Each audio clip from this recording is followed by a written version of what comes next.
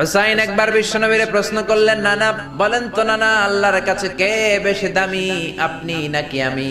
বিশ্বনবী বললেন, হুসাইন আনাল আমজাদ, আমি বেশি দামি। হুসাইন বলল, নানা জি আমি মানি না। কেমন করে আপনি আমার চাইতে বেশি দামি হন? আপনার চাইতে আমি বেশি দামি। বিশ্বনবী বললেন, কাইফা যালিক, কেমন করে এটা?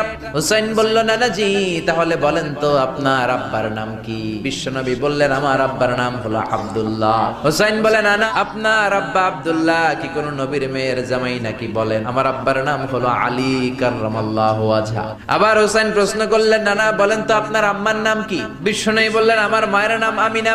হুসাইন বলল, নানা জি জান্নাতে সর্বপ্রথম যেই মহিলাটা ঢুকবেন ওই মহিলাটা হলো আমার আম্মা জান ফাতিমা।